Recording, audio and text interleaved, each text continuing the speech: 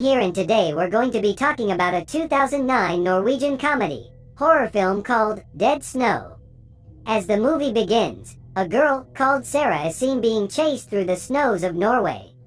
She stops a while to catch her breath, thinking she's managed to get out of sight. Suddenly, a growling zombie appears right in front of her, making her sprint in the opposite direction at full speed. Unfortunately, she crashes into a tree and falls before being ravished by zombies clad in World War II National Socialist SS uniforms. Next, we see a group of boys driving down a road by the snow-covered trees in Oxford. While chattering happily, they discuss Sarah, a friend of theirs who went to the mountains a while ago, and remark that she should be back soon.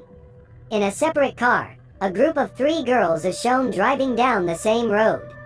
The friends meet up by the end of the road and proceed on foot as Vegard, Sarah's boyfriend, takes a jet ski to their destination cabin to prepare it for the others' arrival. Vegard reaches the cabin and starts a fire. The others arrive soon after and they start having fun in the snow, playing with snowballs and riding the jet ski. The friends then go inside the cabin and start playing indoor games. A while later, Liv goes out to the outhouse. While sitting in there, she hears some sounds emerging from outside. She asks who's out there, but receives no response. She gets out and starts looking around. Suddenly she sees a swift movement in the woods and rushes back inside the cabin. The terrified Liv then tells the others that there's someone outside. Vegard sees a hooded figure crouched down by the cellar. Thinking it's Sarah, he gets up from his bed and follows her out the cabin. Outside, he finds Sarah standing by the door, who starts spurting blood from her mouth. Vegard springs up in his bed after this and realizes that it was just a dream. Next, we see the old man eating in his tent. He gets out of his tent after hearing sounds from outside where a zombie suddenly slits his throat in the blink of an eye. He weakly goes back into the tent, but the zombie follows him in and repeatedly stabs him to death.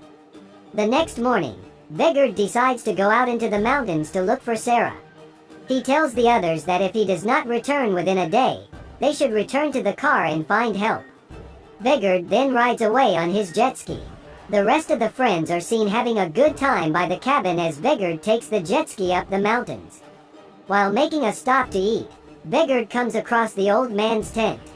He looks into the tent to find the mutilated corpse of the old man inside. He finds bloody footprints leading away from the tent and decides to follow them. Back at the cabin, Erland finds a small trunk placed by the beer cans and shows it to the others. When they open it, they find it filled with lots of gold and jewels from the year 1942.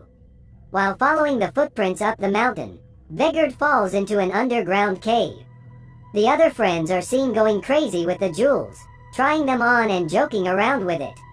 Though Martin insists on waiting for Sarah and Vegard before they do anything with the jewels, Hannah sneaks a coin into his pocket. While going to the outhouse, Erland drops a gold coin in the snow. Chris follows him to the outhouse and starts getting intimate with him. After a long hour of passionate lovemaking, Erland returns to the cabin, leaving Chris behind. The gold coin dropped by Erland is seen by a zombie, who picks it up and starts circling the outhouse while Chris is still inside. Chris notices the hideous zombie and gets terrified. She suddenly falls into the outhouse and gets wounded badly. She weakly tries to walk back to the cabin, crying for help, but is ambushed by the zombie. After thinking she heard Chris scream outside, Hannah goes out to check but doesn't find her there. The others then go to look round the cabin and the outhouse but fail to find any sign of her. They find a bag buried in the snow outside and bring it in for inspection. Upon deeper observation, they realize it belongs to Sarah. The friends start pondering whether they should go look for her in the forest or wait. Just then, Hannah sees someone holding the decapitated head of Chris outside the window and starts blocking the door while screaming in fear. Liv goes to the window to check what scared Hannah, but a zombie breaks through the window and grabs a fistful of her hair. The others release her from the zombie's grasp by stabbing its hand. They all then block the entrance of the cabin using heavy furniture and move away from the windows. Through the window, they see the blood-spattered, rotting zombies walking outside the cabin. The zombies soon start trying to break into the cabin, but the group manages to keep them out by blocking the windows using more furniture. One of the zombies breaks a part of the door and tries to open it, but Hannah cuts off his hand. She brings the hand to the others to show them the ring worn by the zombie, which reveals to them that he was one of the Einsatzs. As the terrified Erland retreats to a wall by the window, a zombie grabs him through the window and starts pulling him out. Though the others try to pull him back in, the zombie splits his head in half, killing him instantly. Vegard wakes up in the underground cave and makes his way out through a hole. The survivors in the cabin decide to do something to save their lives, since waiting for help seems not to be an option. The boys thus go outside and create a distraction for the zombies as the girls run out to look for the car. After making a few loud sounds, the boys rush back to the cabin. Vegard lights a torch and starts exploring the underground cave. Inside, he finds a Nazi flag and several weapons. To his horror, he finds the severed head of his girlfriend placed by the Nazis' belongings. A zombie suddenly appears behind him and effortlessly tosses him out of the cave. He then follows him out and tries to stab him, but Vegard defends himself and manages to knock the zombie out. Another zombie then arises from the snow and starts growling at him. While running through the woods, the girls realize that they have lost their way. Hannah suggests they split up and go in opposite directions so that at least one of them can find the car. Liv, however, insists on sticking together as, according to her, they won't stand a chance against the zombies if they split up. Suddenly, a zombie appears behind them out of nowhere. Terrified, the girls start running in opposite directions. Vegard is then seen fighting the hideous zombie near a steep cliff. Using a sword he finds on a rock, Vegard stabs the zombie in the eye and pushes him into a tree, impaling him on one of its barks. While he's busy observing the zombie, whose intestine has started hanging out of his stomach due to the impalement, the first zombie he knocked out arises and attacks him. The impact throws Vegard off the cliff, but he manages to grab the impaled zombie's intestine, preventing himself from falling. The zombie who attacked him, however, is still latched onto him as he hangs off the edge of the cliff by the innard. Vegard bashes the zombie's head in with his and manages to throw him off. Hannah manages to smash the face of a zombie who had been chasing her through the forest. Meanwhile, another zombie is seen chasing Liv through the snow.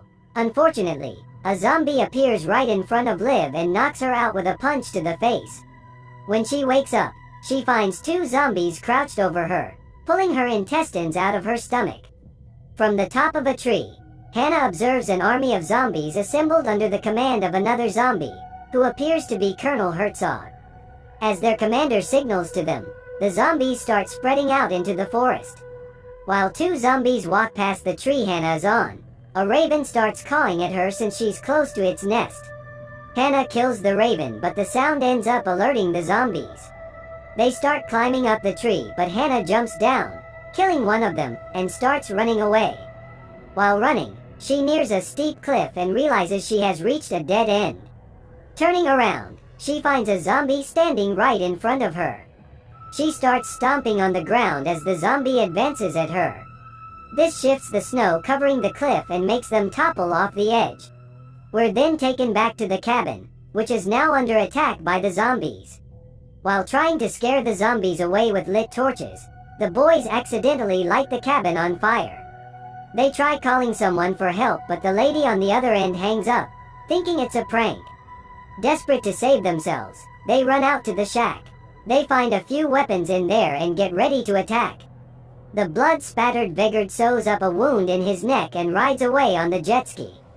Hannah wakes up, covered in snow, and starts screaming in agony.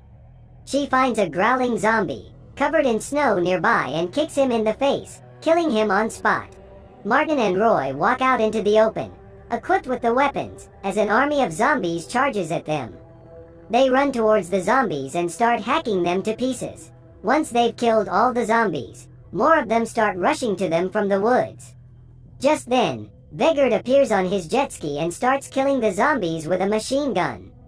He then kills a couple more zombies using his jet ski. The boys then catch up. Roy and Martin tell Vegard that two of their friends have died while Liv and Hannah have gone to seek help. In the blink of an eye, several zombies appear behind Vegard and rip his limbs off his torso. They then proceed to advance at the other boys, who strike back in rage and cut them to pieces. While Martin is repeatedly striking a zombie with an axe furiously, Hannah appears behind him and puts a hand on his shoulder. Without thinking, he swings the axe and strikes her in the neck with it. After realizing what he's done, Martin watches her guiltily, caressing her cheek as the girl slowly meets her demise. Meanwhile, the zombie of Colonel Herzog appears with more of his army. The boys fight them off as well, but Martin gets bitten in the arm. To prevent the spreading of the infection, he amputates his arm but later gets bitten in the crotch by another zombie. After an ear-piercing scream, he stomps on the zombie's face and kills him.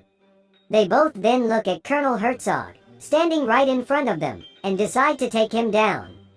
The colonel growls loudly and numerous zombies arise from the snow.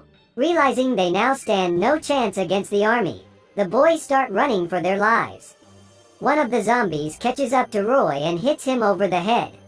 This makes him run into a tree, which rips out one of his innards, making him collapse. The zombie army stops as the colonel pulls a jewel out of Roy's pocket, after which the zombies continue chasing Martin. Realization dawns on Martin and he starts running towards the cabin. After reaching the burnt remains of the cabin, he starts fumbling around and uncovers the trunk containing the jewels. After seeing the trunk, the colonel and his army stop chasing Martin. One of the zombies brings the box to the colonel while Martin runs away, free at last. He finds the car, parked by the lake, and gets inside. While pulling the keys out of his pocket, one of the gold coins falls out. He picks it up and starts observing it. His eyes widen as he realizes what it is as the colonel suddenly appears at his window and the screen blacks out. Do let me know how you liked the video in the comments below. Make sure to like, subscribe and hit the notification bell. Thank you for watching.